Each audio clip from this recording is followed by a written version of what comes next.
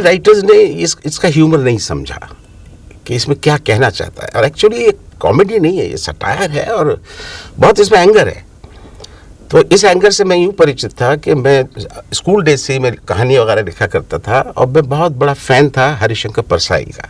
हिंदी के बहुत ही बड़े व्यंग्यकार थे और हिंदी के पहले व्यंग्यकार थे वो। तो और जब मैं उनसे मिला भी तो मैंने देखा वो इतने सीरियस आदमी है, तो उनकी रचनाएं हंसाती थी, लेकिन उसके अंदर जो अंडर करंट था उसमें बहुत पेन था और वो एंगर था। तो खैर इनके उस ह्यूमर को किसी ने नहीं समझा राइटर्स ने, और कुछ लोगों ने कोशिश भी की, तो वो उनका लिखा हुआ कुंदन जी को पसंद नहीं आया।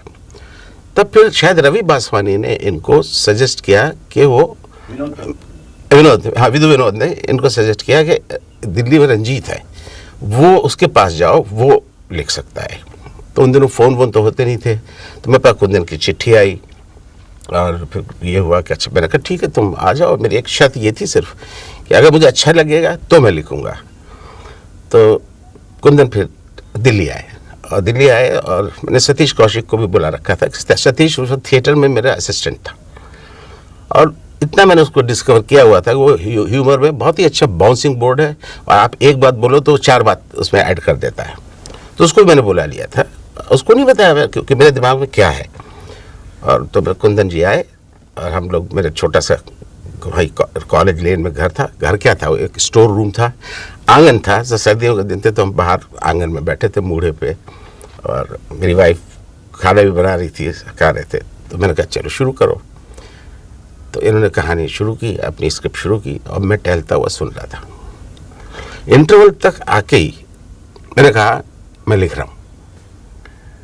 तो ही वॉज वेरी सरप्राइज्ड कि पूरी तो तुमने सुनी। मैंने कहा नहीं सुनूंगा पूरी, लेकिन मैंने फैसला कर लिया।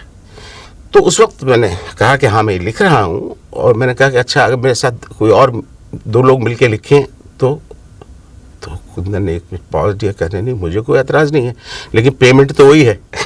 वो बजट पे एकदम दिमाग चला गया उनका। तो मैंने कहा नहीं जो है बजट वो हम लोग आपस में शेयर करेंगे। और फिर मैंने उससे, तो मैंने कहा दूसरा राइटर कौन है, तो मैंने कहा सतीश कौशिक। सतीश चाय पी रहा था, तो उसके हाथ से चाय जो थी छलकते छलकते बची। कह रहे क्या बात कर रहे। मैंने कहा हाँ ये रहेगा। वो कहता है सर क्या कर रहे हो आप रंजीत जी। उन्हें क्या बोलता था, रंजीत साहब मैं तो अपने सिग्नेचर के अलावा तो कुछ लिखा ही नहीं कभी। नहीं तुम्हारे अंदर बहुत ज़बरदस्त ह्यूमर का वो है। ये जाम टेंडर्स के नाम। उल्लू का पिल्लू। किसे बजाई हमारी घंटी सर? हम देखता हूँ।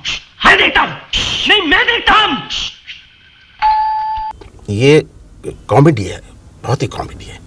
तो जैसे एक सीरियस फिल्म में कॉमिक रिलीफ चाहिए होता है, तो मैंने कहा मुझे ऐसा लगता है कि तुम्हारी कॉमेडी में एक सीरियस रिलीफ चाहिए, तो उसके लिए क्या करें। तो उसके लिए सोचा, तब फिर वो उसमें डाला गया हम होंगे कामयाब, ताकि कुछ ऐसे मोमेंट्स मिले जो इमोशंस हों। और बिना इमोशंस के, बिना पैथोस के कॉमेडी नहीं हो सकती। ऑस्कर वाइल्ड की कही हुई बात है, और चैपलिन की भी जितनी फिल्में देख लीजिए उस पर सब में इमोशंस कभी नहीं वो छोड़ता।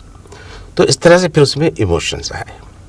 और जो वो सीन था जो जिसके बारे में कुंदन कह रहे थे कि महाभारत का, वो महाभारत का ऐसी पागलपन में शुरुआत हुई, और आप विश्वास कीजिए पूरी फिल्म स्क्रिप्ट लिखने में 1 महीने का टाइम लगा।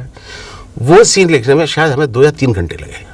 कैसे कि मैं सांता क्रूज गया, और वहाँ स्टेशन के बाहर सड़क के ऊपर ये छोटी छोटी किताबें वाले बैठे रहते हैं, तो वहाँ 8 आने की वो ले ली, महाभारत की एक थी, कई किताबें में ले आए थे, तब महाभारत की 8 आने की लेके आए, और उसमें जो डायलॉग्स थे वैसे के वैसे मैंने टिप दिए।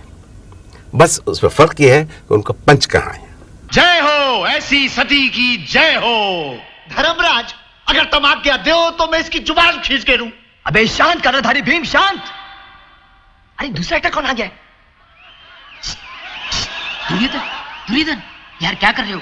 तुम्हें द्रौपदी का चीर हरण करना है। नहीं द्रौपदी जैसी सती नारी को देखकर मैंने चीर हरण का आइडिया ड्रॉप कर दिया।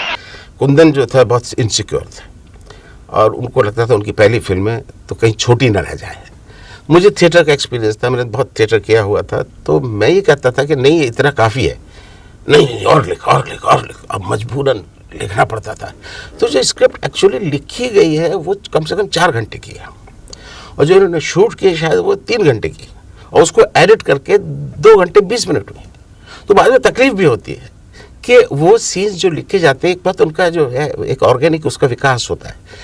तो कुंदन के स्क्रिप्ट में लिखने में जो सीन लिखे जाते हैं वो उससे अलग करके नहीं रखे जा सकते, वो उसी में लिखे मतलब काम आएंगे, वरना उनको अलग से यूज नहीं किया जा सकता। तो आइटम नहीं है, वो उनका एक इनसेपरेबल हिस्सा है, उसी स्क्रिप्ट का है। और वो bathroom, God bless you. Bathroom जहां मैं और तरनिया साहब बंद हो गए थे प्रिया के साथ। ओ मेरे हमदर्द पिंटो, मुझे बचाओ किसी तरह से प्लीज।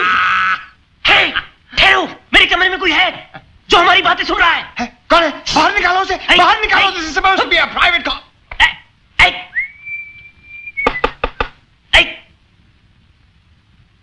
हमारी बातें तो नहीं सुनी तुमने? मेरी बातें तो नहीं सुनी तुमने?